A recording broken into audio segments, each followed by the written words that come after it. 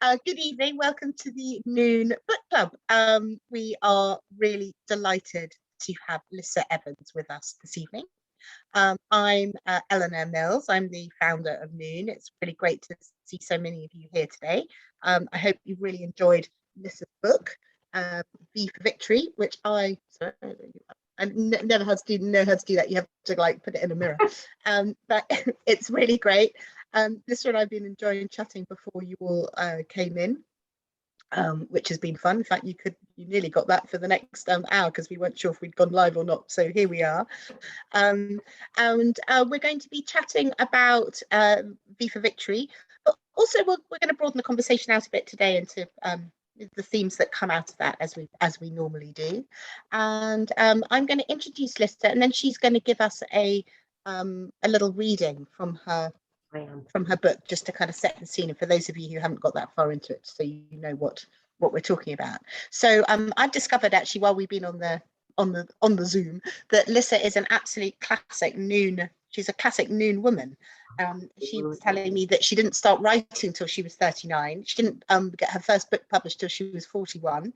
She got married at 43 and became a mum at 48. So this is adoptive. I'm not some kind of medical miracle. But still, she entered that role at 48. So all of those are very kind of classic Noon. Everything we do is about finding your new chapter in midlife. So Lissa is a walking icon of all of that reinvention. But more seriously, in terms of her biography, she is she's a very best-selling novelist. But to begin with, she was a TV director and producer, and before that, she was a doctor.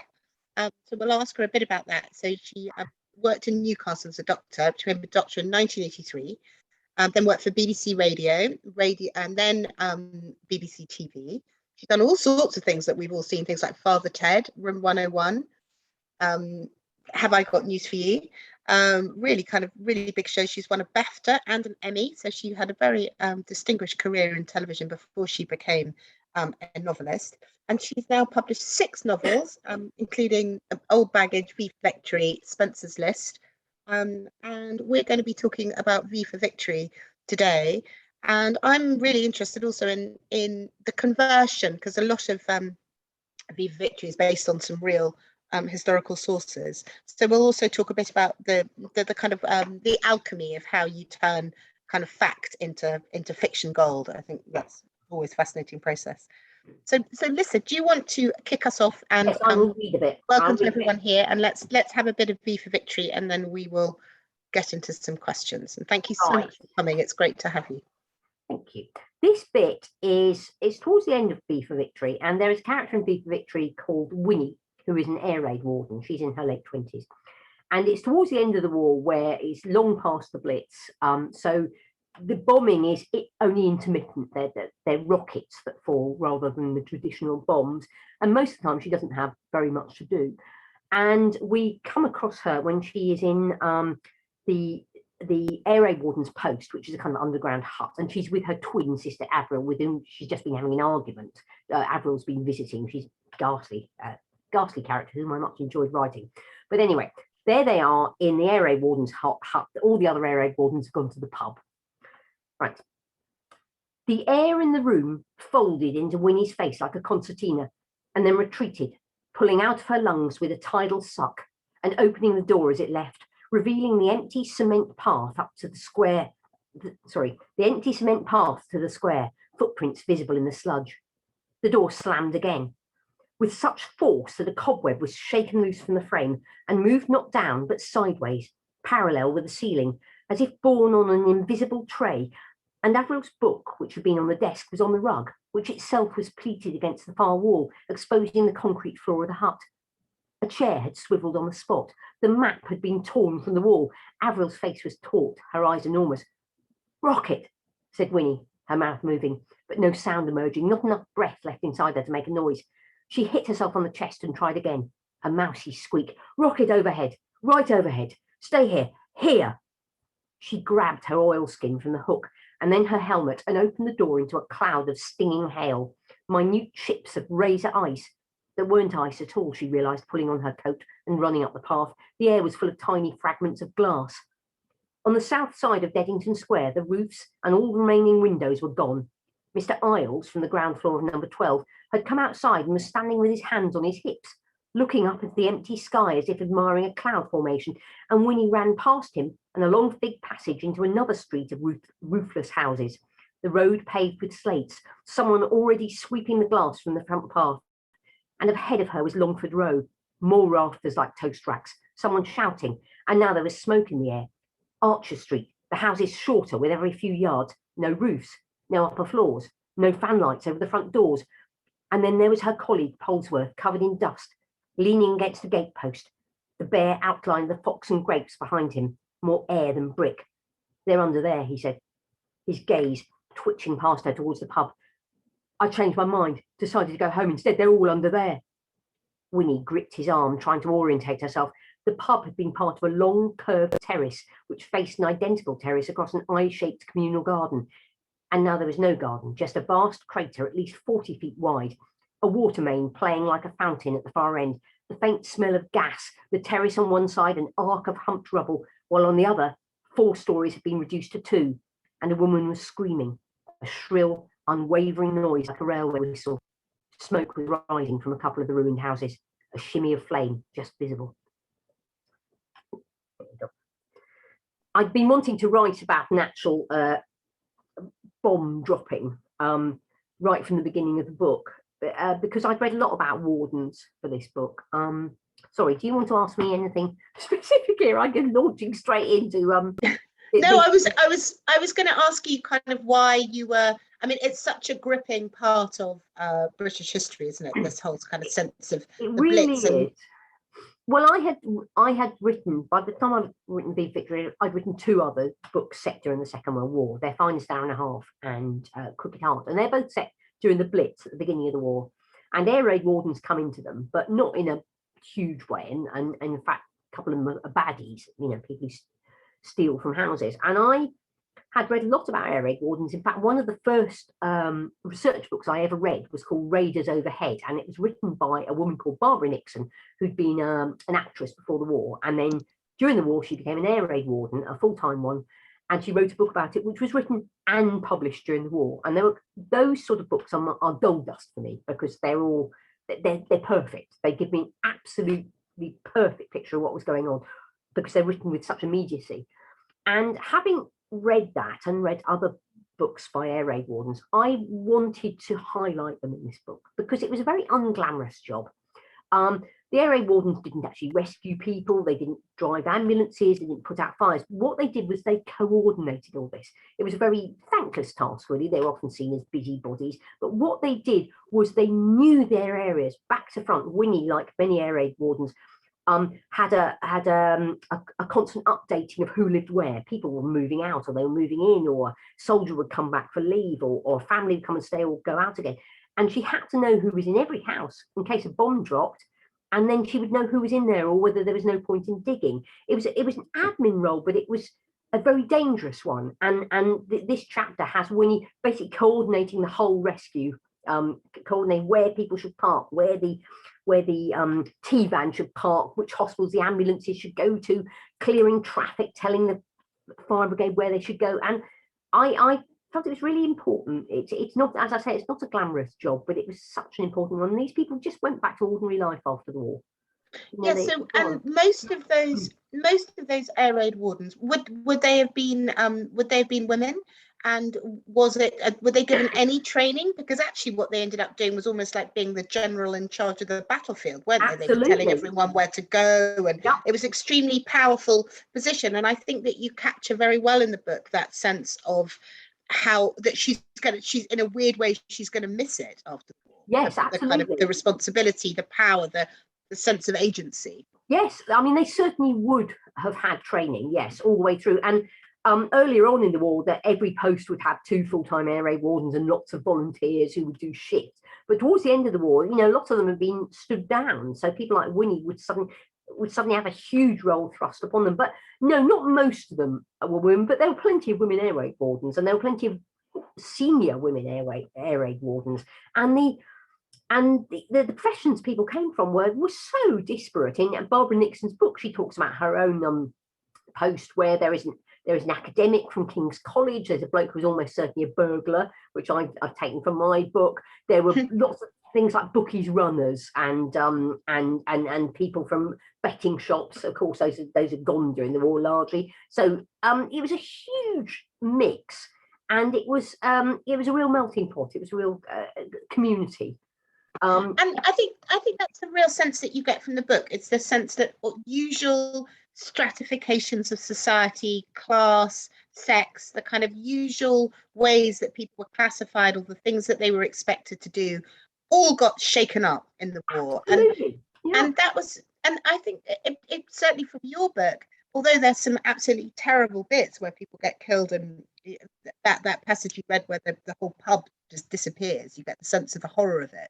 But there's also a sense of possibility, that in the breaking down of that stratification, that new things can happen, new kinds of behaviour can emerge. Was that partly why you were interested in those characters? Yes, I really was. I mean, these were women who were often dressed in terrible outfits, boiler suits, and there was no glamour to it at all. They looked terrible most of the time. Everything was too big for them, and the sense of possibility was great. Having said that, they just it just disappeared at the end of the war. They went, they would have a celebration, say hurrah for the air raid wardens, and then back they would go. Some of them would have husbands coming home who were soldiers. Some of them would go back to being housewives. Some of them would go back to former careers. But there was very little hangover from that extraordinary responsibility they had during the war. Things went back to normal in terms of how women were treated very, very quickly. Yeah.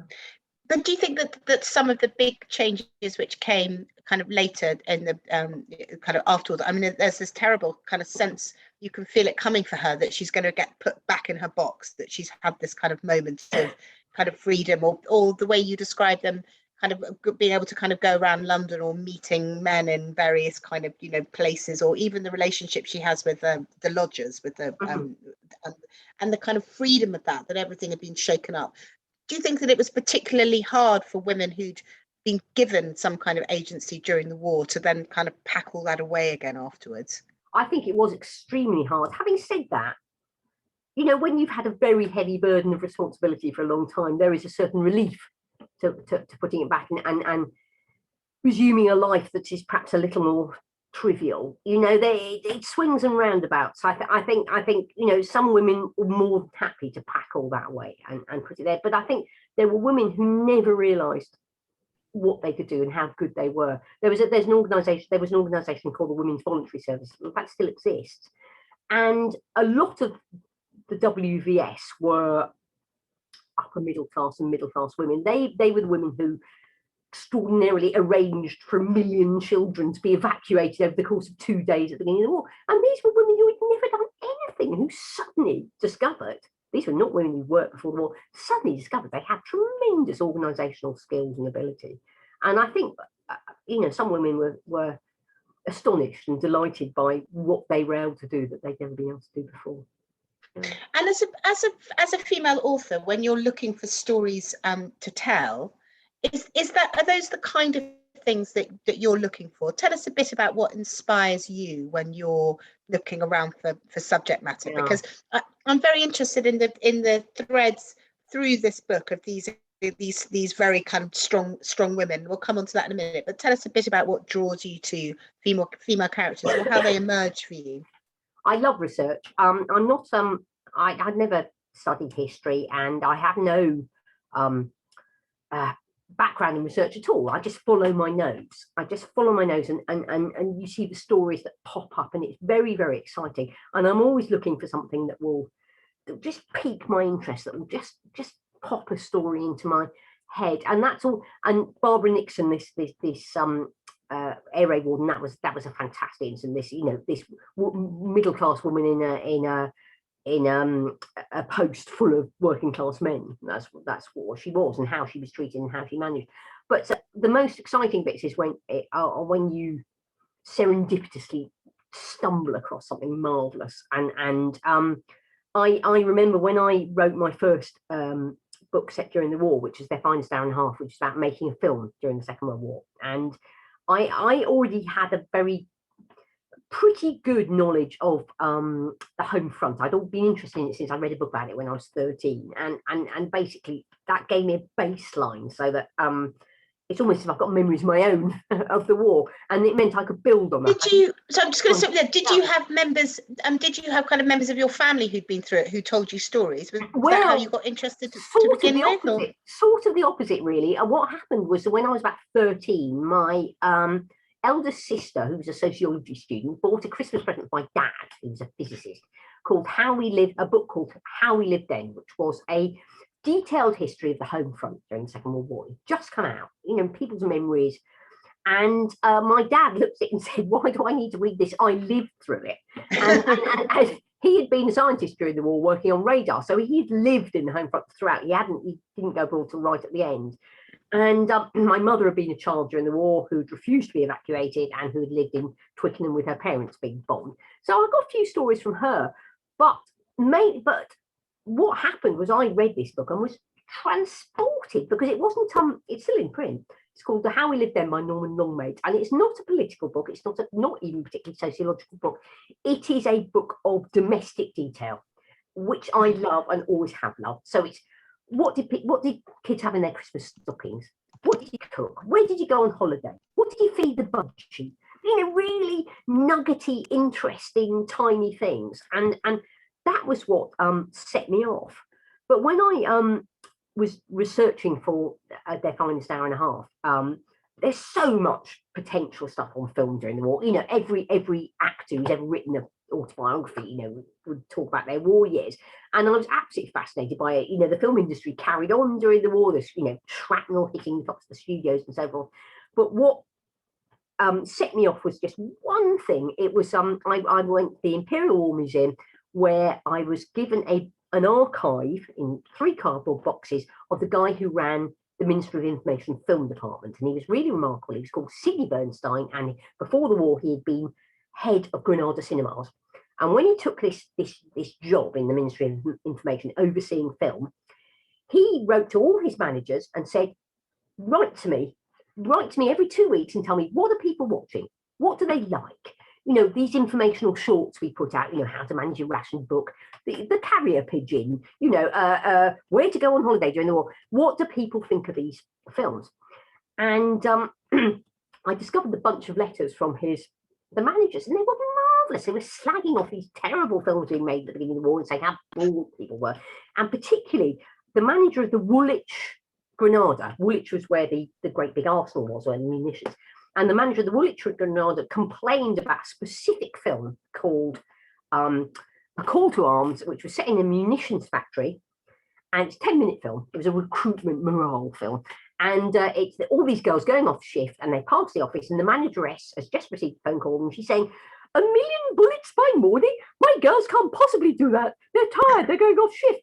And the girls hear it and go, it's got to be done. Come on, Muriel. And they all go back to their machines and turn them on and work through the night. And the manager said this was greeted by the audience, which was a large proportion of women Arsenal workers, with boos and derisive laughter. And I thought, oh, God, what a marvellous image. I have to use this.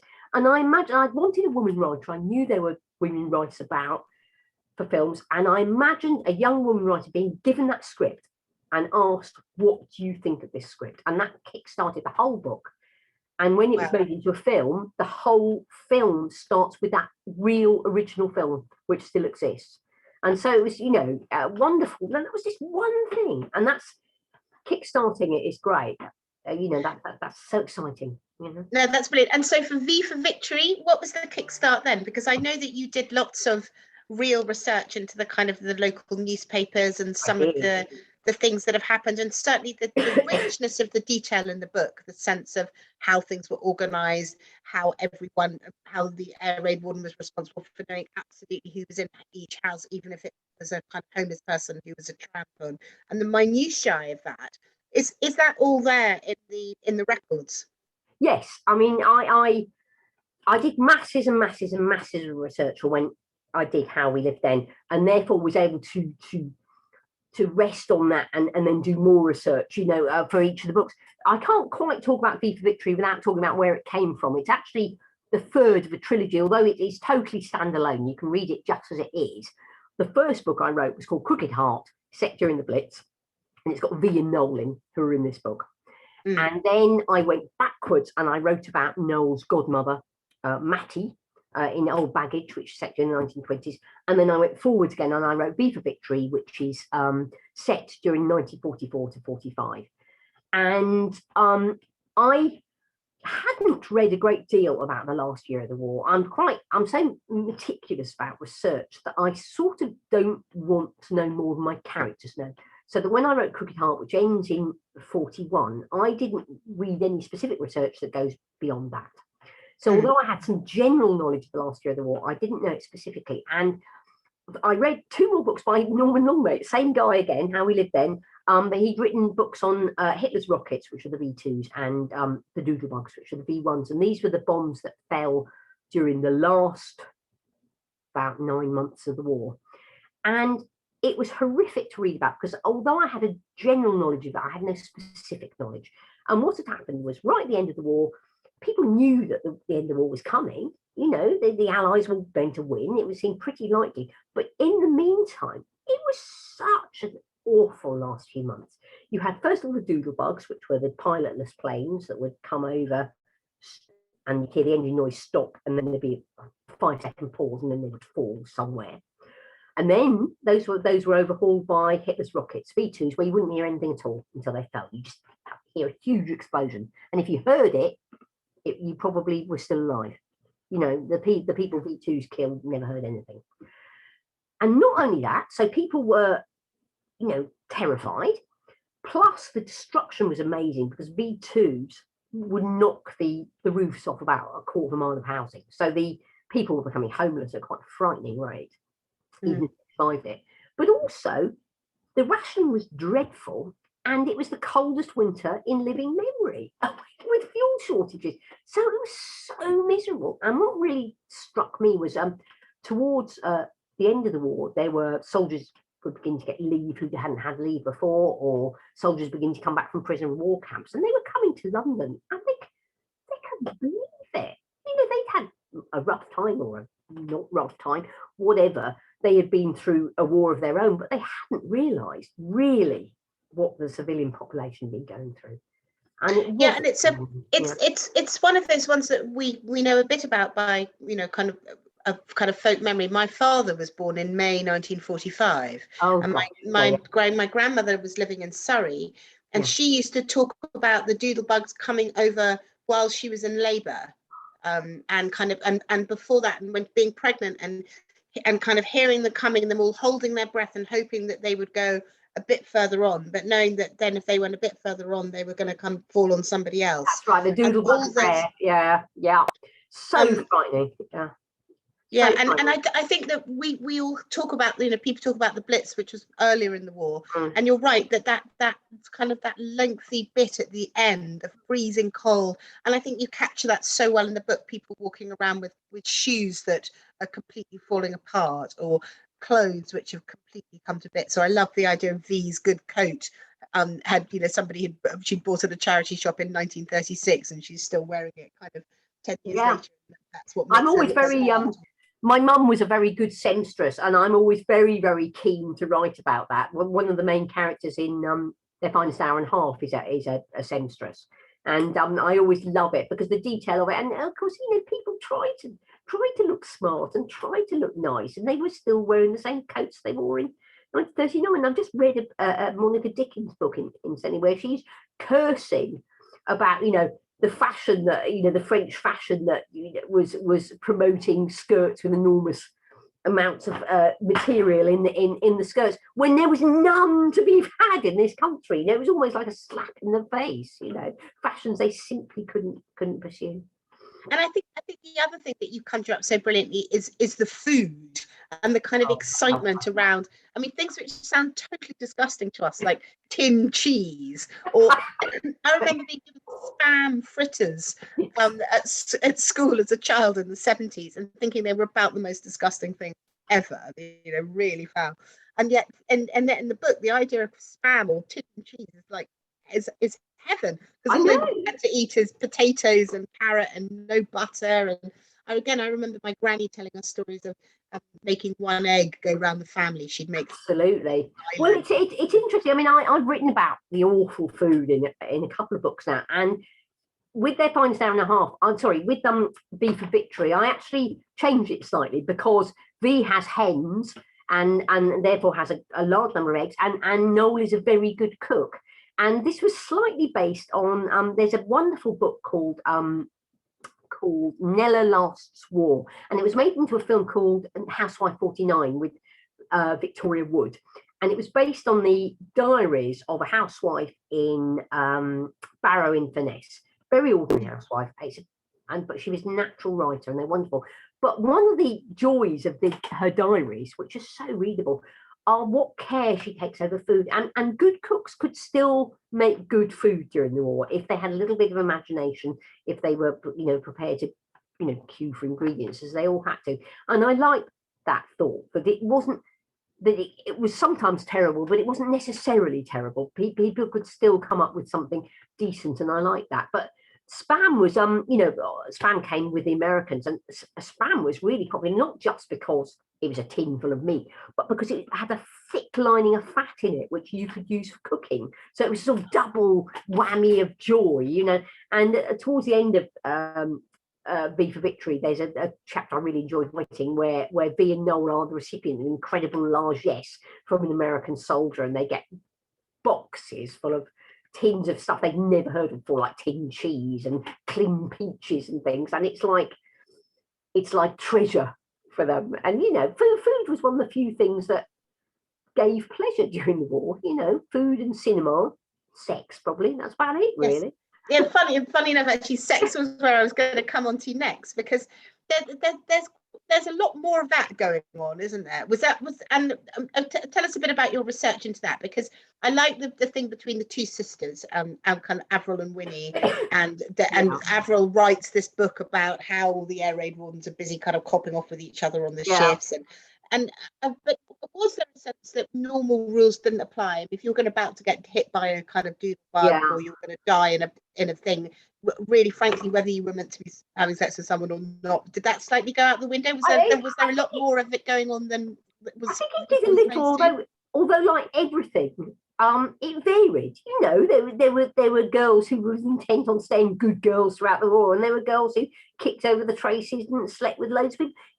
Like everything, it depends. There are enough people in London that you can find any story you want to, and I have, but I was able to write early on, talking about Winnie who going to bed with the bloke she meets on the first night, and I was able to do that thinking, yes, that did sometimes happen. Probably not very often, but it did. Yes, there was a certain loosening of morals, shall we say, and there were certainly lots and lots of illegitimate babies, lots and lots and lots, and with a certain acceptance of that. I don't think it was quite as shocking as it had been. And I've just read a book set in a village in London just after the war, and there are two illegitimate babies in the village, and one of them has been totally accepted by the family, totally understood, and the other one less so. And I think people did understand a little more than they had beforehand. But I mean, it was possible to have a wild social life, although there wasn't an awful lot of drink around,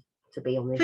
They're always very excited when they get hold of some gin and things like that. That's right. And then, of course, the other thing that really comes across clearly in the book, and I'm not going to do any kind of a plot spoiler on this, but is that people aren't necessarily who they say they are. There's the capacity for reinvention, for things slipping through the cracks, for there being such kind of chaos in the war that you could kind of reinvent yourself as something that you weren't. Did that happen a lot? Is that based on your real research? It certainly happened, yes. I mean, my sort of personal rule is if I can find that something happened once, it happened lots of times.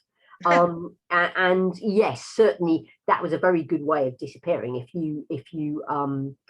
there was a bomb that dropped and you could potentially have been underneath it, you could go away, start somewhere else and claim to be someone else. It did happen. But I mean, for instance, when in Crooked Heart, which is a lot about scams and about petty thefts, I wanted V in it to do a scam, and I didn't want to do anything complicated. I'm not terribly interested in crime or black market or anything, so I wanted something really simple. And it occurred to me that she could collect for fake charities. There were lots and lots of charities.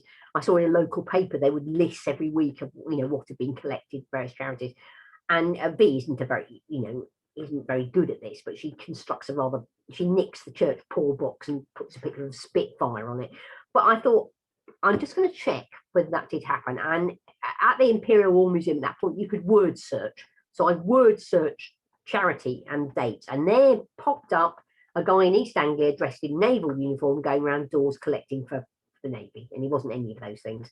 And he was in prison. I thought, okay, that's happened once. I know it must have happened lots of times, and that's always a big relief. You think of something and then you think, yeah, that's real. That would have happened. So I think there's an interesting question in the chat here. It says we'd have to have the stories show how real everyone is without a pattern of kind of quaintness or often in fiction you get a kind of over characterization which doesn't make things not feel quite real. So is that very intentional with you, and does that come from the research that you do looking at kind of old newspapers and that kind of thing? Yes, I mean, what underlines everything that I write is I don't want at any stage a reader to think, oh, I don't believe that. Within the structure of the book or within the plot, I want everything to be believable, and everything I write is with that aim because I want to believe it. I write books, the kind of books that I like reading, if you see what I mean. And so I'm my strictest judge of that. And so yes, it has to be real. And quite often, I will have an idea for a plot point, and I simply cannot write it because I can't make the character that I know really well that by then do it. And that informs a lot of my plots. The fact that I'm pushed into a direction because I know those characters so well, and I know what they would do by that point. Yeah, so talk to us a bit about that. How, because writers often talk about their kind of characters kind of coming to life. So tell us a bit about that alchemical process. So there you are, you're sitting in the library kind of reading the detail of how things happened, and how does that kind of transmogrify from the kind of the article, the kind of article, the facts to this fictional character, and how, to what extent do you use the facts kind of in fiction? Tell us a bit about the relationship between the two of those. On the whole, I write books based around the character. The character, although I may have the rough setting, the character will come first. That didn't happen with Finest Hour and a Half. I had the idea first, making a film, and then I populated it. But on the whole, I will think of a character. So when V and Noel in V for Victory, you see, it's really difficult talking about this because they just seem to emerge as I write. When I wrote Crooked Heart, I knew I wanted this little boy called Noel, who was a bit eccentric. And I thought, and I placed him in a house in Hampstead and with a former suffragette called Mattie. And Mattie just arrived on the page, whole, complete, fully formed. I knew exactly how she was. And then, is that because you'd known somebody like that? I mean, she comes through even in V for Victory, and I've always been very interested in the suffragettes and all of that. Yes. So was that something that you had been interested? Did you know somebody who was a bit like that? No, I presume she's a bit of me somewhere. I did know two tremendous women who lived in our village, who were a woman, her companion, but they certainly weren't suffragettes. So maybe there was a little bit of that. But it's finding the voice, it's finding what that person is like. When we first met V, I knew that she was this she's not a particularly likable character to start with. I mean, I adore V, but she's not a particularly good person. And when I introduced V, I introduced her with a huge long internal monologue in which she's basically moaning about her life, and she sees out the window that a neighbour walking down the lane, and we find out she actually insured this neighbour. This neighbour was quite ill, and she insured her hoping to get some money when she died. But this woman's really, really fit, doing quite well, and die. She's really pissed off about this, and everything you learn about her is the opposite of to her credit. And getting that feeling of somebody who feels hard done by, whereas you can actually see from the outside that most of it is completely, her own fault. That was quite a balancing act, but I spend a lot of time on my characters' heads, and I do a lot of internal monologues. And the nice thing about internal monologue, you can give a voice to people who perhaps aren't actually that articulate in real life. V's conversation is not particularly articulate, but in her head she can be articulate. In her head she can be expressive, and it's finding that internal voice that for me is the most important thing. And so is it easier to do that writing as a third person kind of omniscient narrator who can be inside lots of different people's heads? Well, apparently I'm not an omniscient narrator. Now, my agent said this because I never studied this. I can't even remember the term for what I do, but I'm always in one character's head or another. I never say, meanwhile, in this house, this is going on. I never do that. I'm always jump into someone's head. Okay, so you're always in someone's head. You're not kind of saying, and here they are walking down the street. No, so you're always coming from someone's point of view. I can say here they are walking down the street, but from somebody's point of view. Yeah. But you're always okay. That's really interesting. So you're always coming at it from being in the space of inside one of the characters. That's right, and because of that, no, actually probably not because of that, because I have no memory of faces at all. I never know what any of my characters look like. I literally have no idea. It's funny, isn't it? I mean, I really don't. Even when very occasionally I've based a description on somebody I know, because I'm so bad at describing physically people. I really have got no picture in my head, because what I'm doing, I'm in their heads looking outwards through their eyes. That's what I see.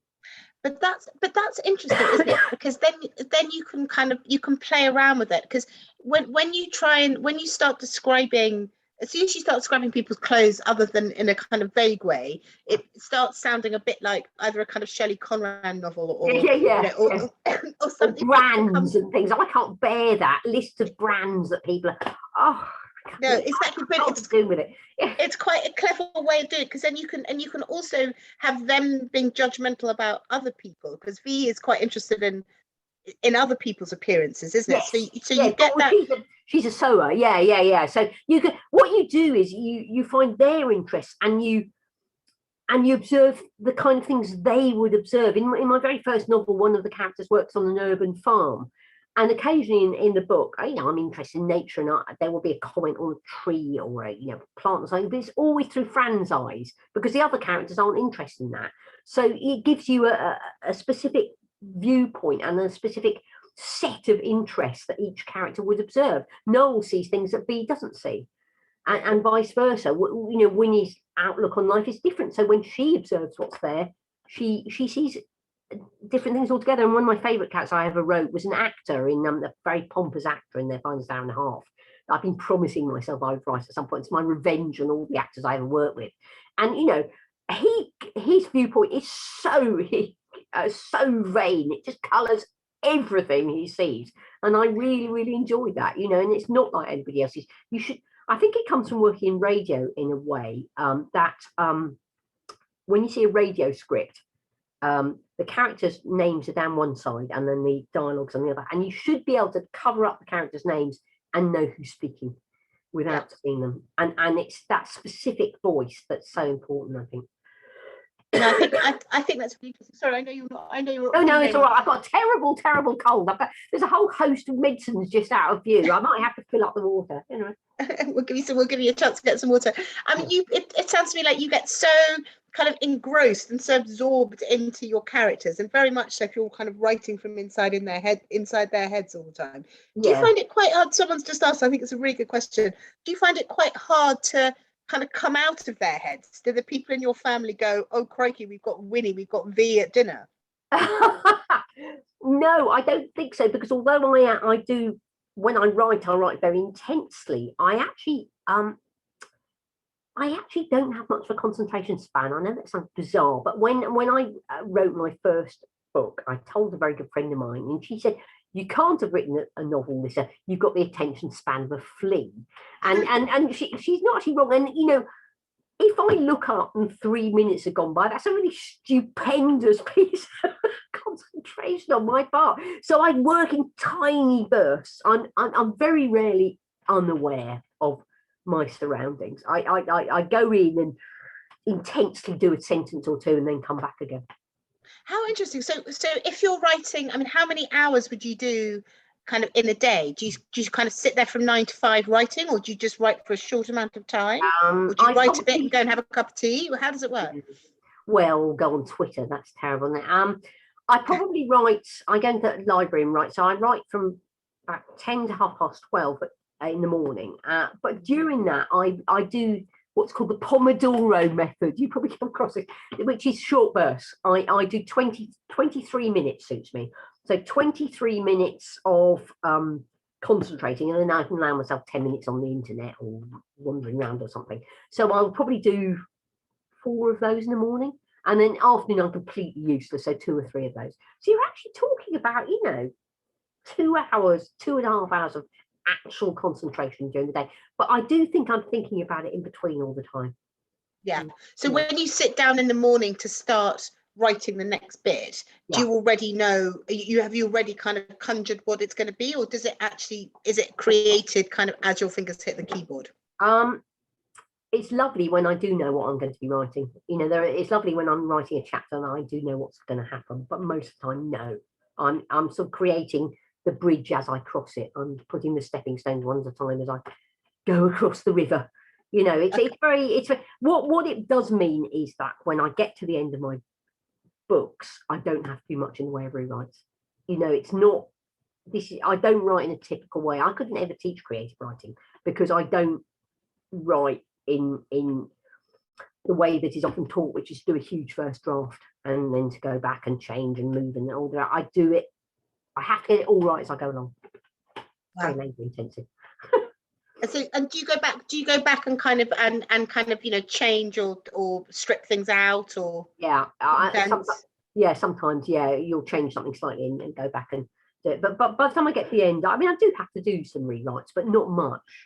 Not maybe a month or so of rewrites usually. Yeah. But it's not kind of part of your plan, because you're right that a lot of people think, okay, well, you get it, you kind of get it. My plan is to finish it, to give it to my agent for her to say, this is perfect, Lissa, and not to have to change a word. That hasn't actually happened yet, but that is my aim, to get it all right first time. Yeah. And so, do you have a sense of the structure, or of where the characters are going to end up when you begin? Yes, I've usually got an idea of the end of the arc, but I sometimes, the end of. Yes, I did have an idea for V for Victory that I wanted to end it on VE Day, which is and that worked well, but the ending was actually quite different in the end. I'm just going to have to get some poor Lissa, she's got a whole she said she's got a whole pharmacy just behind her. She's going to go and get some coffee. I really sympathise. There's a particularly horrible bug around. I know in my family it's called not COVID. It's the autumn cold. Someone's saying on there. It's really, really bad. My daughter came home and infected the entire family. She's taken about 45 COVID tests, and it's not. But anyway, there we go. No, we've got the same in our household. I'm making the girls are being tested the entire time, but actually none of us have actually got COVID. Although my house sounds like a tuberculosis ward. Exactly. Yeah. Really is, really is dreadful. So very big sympathies to everybody who's out there, and we're very grateful to Lissa for talking through her terrible cough. And the problem with this cough is that once you start coughing, it's really, really hard to stop. It really is. So I'm going to cough in sympathy. So somebody watching wants to know how long it takes you to write a novel from beginning to end.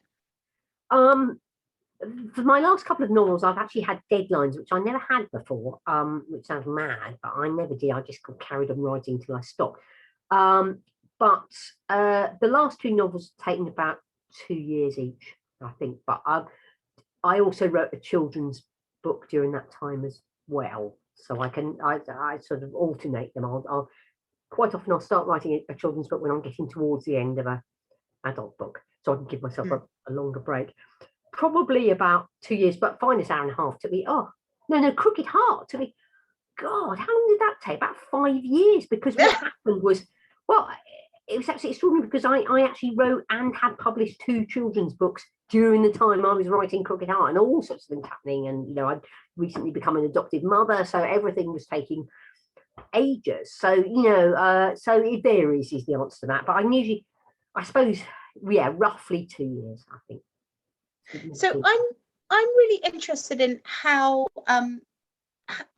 in the kind of progress of women over the last 100 years, which I think that it's one of the reasons I really like your books, because I think that we forget how recent a lot of the kinds of things that we take for granted now are. I do a lot of confidence training of women, and of course, as a journalist, I was always trying to explain to younger women that they needed to kind of speak up, and if you're going to be a journalist, you've got to be able to write questions and have your voice heard. Yeah. But I think that there's still that, given the number of millennia in which women have been told to not speak up, for their voices not to be heard. I always say, well, it's only 100 years since women got the vote. We're still in a kind of new evolution of what women can be. So yeah. I love your stuff about the suffragettes, and then tracking kind of women in the Second World War, where it was kind of a liberation for a bit, and then the lid comes back on. And it seems to me that it's been a real kind of, it's been fits and starts, really, like 2 steps forward, maybe sometimes 3 steps back, sometimes a bit further forward. Can you tell me a bit what you think about that, having kind of really explored these women's lives and such? Well, Old Baggage is about a former suffragette in her 50s, and it's set in the late 1920s. And I wrote that because it struck me that a great deal had been written about the suffragettes, and I read a lot of it, and it's fascinating, extraordinary, but very little about what they did afterwards. And when I wrote Old Baggage, I was the same age as Mattie, the character. I was in my late 50s, and I realised that these women who had set the world on fire, basically pre-First World War, had done extraordinary things, had done things that women had never done before, who had campaigned and organised and fought. They'd been absolutely extraordinary, and they were sort of dumped, really, after the war. I mean, a lot of men coming back from the war obviously went into jobs that women had been doing, and the women's movement splintered. And what it showed, what was quite interesting, is once the vote had been got, women just divided along party lines again. And you can see that even in the Pankhurst. Mrs. Pankhurst stood as a Tory candidate after the war. Her daughter Christabel stood as a Labour candidate. What had been extraordinary was the unifying nature of the suffrage movement. And without that unifying nature, women had disparate aims and disparate journeys, and they were not the force they had been. And so women thudded back to where they had been beforehand, really, and yet there were extraordinary women, and perhaps that pre-war springboard had given them a launching pad. And so there were women doing amazing things between the wars, but they were old women, if you see what I mean. They had to fight like mad to do that. There wasn't the movement, as in the suffragette movement, where everybody was doing stuff together. And I think that was the main thing I took away from my reading, was the nature of the unifying force of suffrage. And without it, they just became a whole load of women trying to do things. There was this group and there was that group, but there wasn't the force majeure that there had been before the war. And do you see any of that kind of force majeure coming back now? If you think of the kind of the demonstrations around things like Sarah Everard or Me Too, or do you think that we've got another kind of sense that we have to kind of turn the wheel, move things on again? I think we did in the 70s. I mean, when I was the university feminist and so forth, it felt very much like a single force. But now I think there are aims are splintered, and there are so many aspects of feminism that are being tackled at the moment that it doesn't feel to me like a single movement. No, I'm totally fair enough. No, and I'm interested in your kind of is there a kind of bigger purpose in your writing these stories of these women who did amazing things, kind of, which a lot of us have forgotten? I mean, I'm amazed by the kind of ignorance of what women did in the Second World War, or even indeed of the kind of suffragettes or the kind of some of the female pioneers. Are you slightly writing this because you think these are stories that people need to know? It's always nice to write write things that people don't know. I mean, you know, that's to write something surprising is lovely. To write about a woman writer in film, to write about women wardens gives you a starting point, which is more interesting than if you're writing about a housewife during the war. That doesn't mean a great book can't be done from that, but to start from an interesting premise does give you a bit of momentum in trying to find a plot. I think I haven't set out to do anything specific like that, but then I do tend to write about women, and I do there are women heroines in most of my books, but there are blokes too. I try to be fair.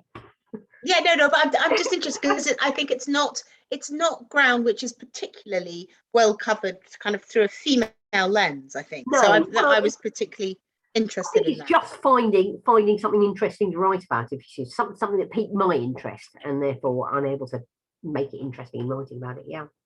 Yeah, no, I think that's true. And someone who's saying, I love Lissa's books, agree it's a hugely rich period, but I'm interested to know if she would write about another period, and if so, what it would be. So where else we might find some of those kinds of stories. Right. I mean, it was a big leap for me doing the 1920s, to be honest, because the whole, not the nice thing about writing the war is that it's a mass experience, and therefore everybody on a particular day is thinking or hearing the same thing. Everybody on VE Day, everybody on the day the first Doodlebug lands is thinking the same thing. They're all experiencing the same things. 1920s was simply 1920s, with all the disparate lives that people were leading. I don't have currently any urge to tackle a particular period. I'm writing something that's set just post-war at the moment, in the austerity era. But I don't and is that following, sorry, I know I'm going to get asked, so is that following through kind of what happens to V and Noel and some of the others really after the war? It's a different set of characters. No, I don't rule out writing about V and Noel again, but to do that I'd have to invent new jeopardy for them, and I was so happy where I left Noel at the end that I don't have the urge at the moment to do that. But I think I might,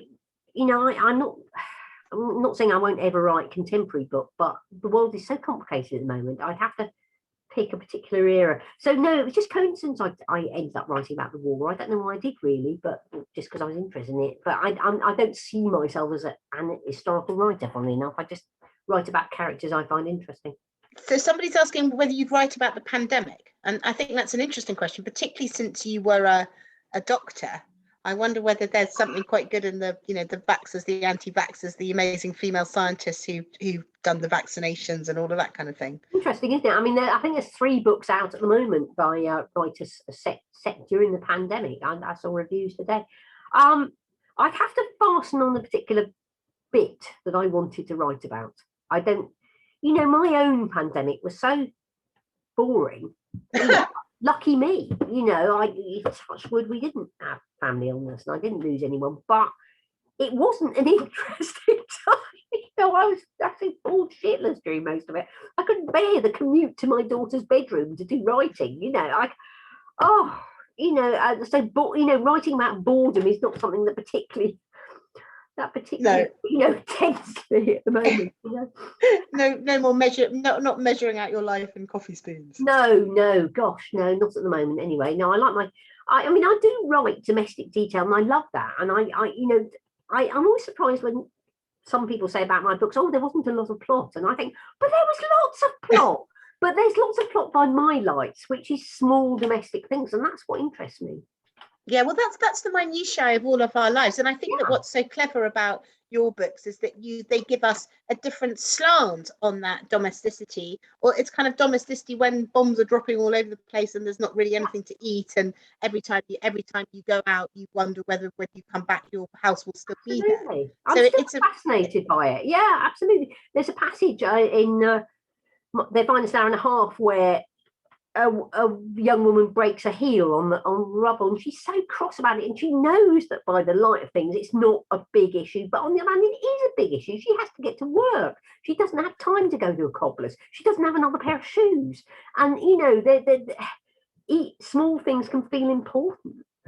Yeah, well, small things are important, even when there are massive things happening, aren't they? Yeah, If you've been bitten by a absolutely. mosquito and something's really itchy, or your trousers are too tight, or something, the reality of your physical discomfort is Yeah, often much greater than the chaos going on around you. absolutely. And what I feel personally is the meaning of Blitz spirit is not the great heroics of it. And there was much heroism, but the will of people to live ordinary lives. You know, that's what people want. You know, they want to be able to celebrate an engagement, or you know, or do a Christmas stocking for their child, or have a nice meal on a Friday, or you know, ordinary things. It's that will to live an ordinary life. Yeah, and I think we all realised the kind of joy of that during the pandemic, didn't we? I mean, not being able to kind of go and have Sunday lunch with you know, your friends, or your I used to go out to my brother quite a lot, and not being able to do that felt really weird. It is the kind of lack of those small things that really make you feel privation, I think. Yes, absolutely. I think that's true. And I think that comes across. I mean, I want to ask you a bit about kind of midlife transformation, that being very Yeah, much sure. kind of our theme at Noon. And I'm so struck by how many your multitudinous, super successful careers. And I think that that's a kind of great lesson. We were talking before we came on about the kind of possibility of reinvention, and how life is long now, and there are lots of kind of times when you can kind of shift from one thing to another. Do you want to give us a few pearls of wisdom on that? Um, yes, I did say that to you. It's funny, really. I mean, although life moves fast, it is quite long. You can fit in a lot of different things, you know, if you're prepared to do them slowly. I mean, a big part of my being able to sort of change career really was that I was single for most of my adult life. I didn't have any long-term relationships until I met my now husband when I was in my 40s.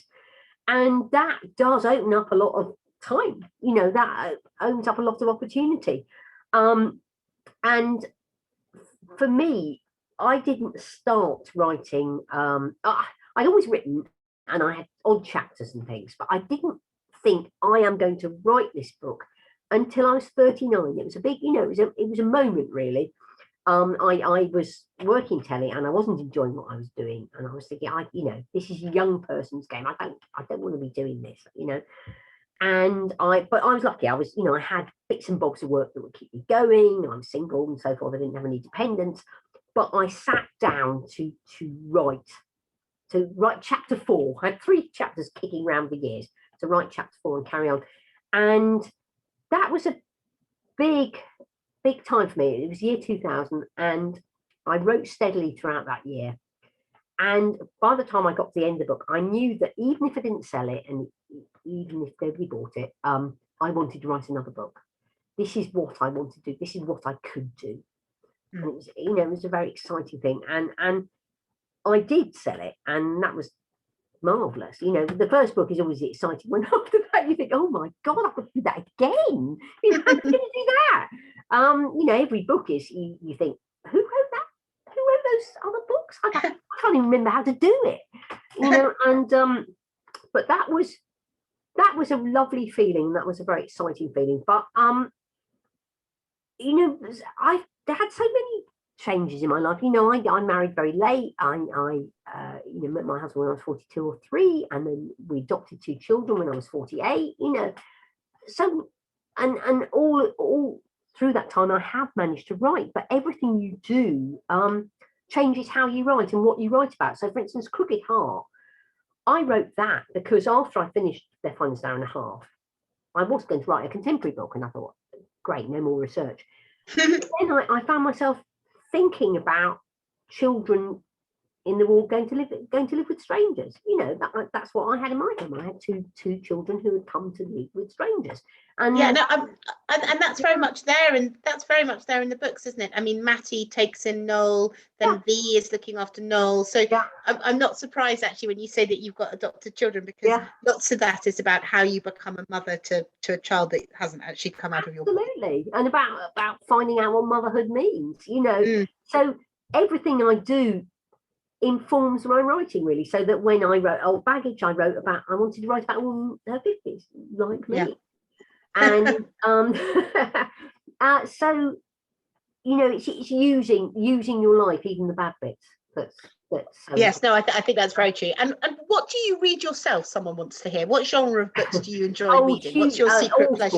sorts. Totally eclectic. I read quite a lot of non-fiction. I love books about people struggling through wildernesses and that kind of thing, or Arctic expeditions, sea voyages. I love all of that. I love fiction. I read a lot of older fiction. I read some new books as well, but I've just read a historical novel called Man on a Donkey, which came out in the 50s, and a lot of people told me about it. Covers exactly the same era as Hilary Mantel, and I was knocked sideways by that. Absolutely brilliant. I'm currently reading Paula Hawkins' new thriller. So a bit of everything, really. I follow my nose. I don't like being in a position where I have to read things. I like to glide up to a bookshelf, take whatever takes my fancy. Yeah. So no, that's good. Half non-fiction, fiction. Yeah. And someone's pointed out here, which I think is really true, that there is still a very untold story here, which is the story of Noel's mother. Oh yes, I know. Yes, you're not the first person to say, "Tell me more about Ida." Maybe one day. I feel the need at the moment to embark on some new characters. Yeah. but maybe one day I will, because when I get to the end of a book, I always want to write more about those characters because I know them so well by the end. I want to take them somewhere, so it's not something I'm averse to. But yeah, and she's such a fascinating character. The kind of little glimpses we get of her, kind of in Spain, and obviously kind of rather glamorous. And I think all your women, I think why they really leap off the page is that they have such agency. They're very much themselves. They're not browbeaten. They're not thinking they can't do things because of where they came from, or they certainly don't think that their origins are their destiny. And that's always interesting to me. No, that's a good thought. I mean, I think I've got one character who's the two women characters in their finest hour and a half. One of them is a very put upon woman who's a seamstress who sort of finds her way by the end of the book, but she's a very, very quiet character. I think she's the quietest one I've ever written. But yeah, I do like women who've got a bit of who've got a bit of gumption, I suppose. Yeah. Oh, we've got a few people saying that they've got to go. So I realise it's now 8:05. But someone's saying, I have to jump off now. Thank you so much. I really enjoyed it. And she says she's now going to go and read the trilogy. Hooray! I definitely want to. I want to read Old Baggage. I'm just Old Baggage, which I haven't read yet. Thank you very much. Thank you. Lots of people thanking you so much for everything that you've said and how interesting it was and being so honest about the writing process. And thank you so much for your for your that kind of great sense of the kind of sweep. And I think we all need to remember how all these incredible women who came before us. I mean, I was lucky. My granny used to talk to me endlessly about the war, and she would cook things that she'd made there at floating island, and talk to us about what it was like, and the chickens in the garden, how much she hated them, and how when she hated the chickens, but then she had to wring one of their necks to feed it to someone for Christmas, and she cried. So it's that kind of weird contrast. And also, I think it's really important for all of us to realise that we are standing on the shoulders of all these women who've made incremental progress, and we have to do, we have to all keep kind of pushing towards that progress, because it's not that long, and it's still quite fragile, that we see in places like Afghanistan. Yeah, absolutely. Yeah. So thank you so much. Everyone they're out there, they really love it. I really enjoyed your book. It wasn't something that I'd heard of before I read it, actually. And so big thank you to Transworld and to Alison Barrow, and to everybody there. And thanks all of you for watching, and a big thank you to Lissa for talking so valiantly through her appalling cold. So my pleasure.